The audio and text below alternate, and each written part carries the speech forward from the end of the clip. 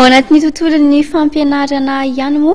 no anoizantsika ny fampahalalam-baovao indray kosa manaitra ny sain'ny tompon'andraikitra manoloana ny fitombon'ireo fanorenana tsy ara-dalàna ao anatin'ny faritry ny oniversiten' Antananarivo ny fikambanan'ny mpianatra avy amin'ny faritra 12 sy ny fiaraminentany fikambanana ara-pedagojika ety amin'ny oniversiten' Antananarivo manoloana ny fampiakarana fitsarana ireo mpandrarany kroa sy mpianatra noho ny fisakanana ny fanorenana tsy ara-dalàna eny an-toerana.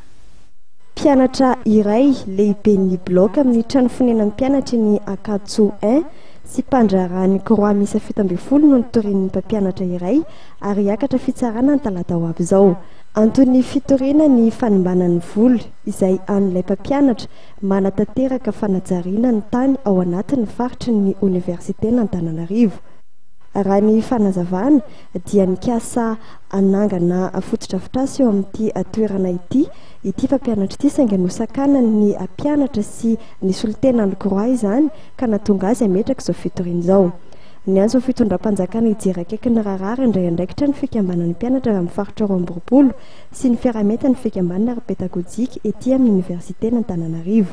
Mangataka ny fanjakana mahefany mba handraisanareo fepetra entitra mahakasika ny tany ny oniversite amin'ny tokony hanomezana malaky ny delimitation ny tany mba hisian'ny fampanjakana ny fandriam-pahalemana ety amin'ny cité. Tsapanay fa atao olombitsy mba tsy tenenana hoe olona ray na roa no manao sy maka amboletra ny tany ny oniversite fa izy indray no mitory ny mpianatra sy ny mpiasan'ny kroa noho izany manery anareo tompon'andraikitra miadidy izany sy ny filohan'ny repoblika izahay mba hanavaka ireo andian'olona mitady hamotika ity oniversite ity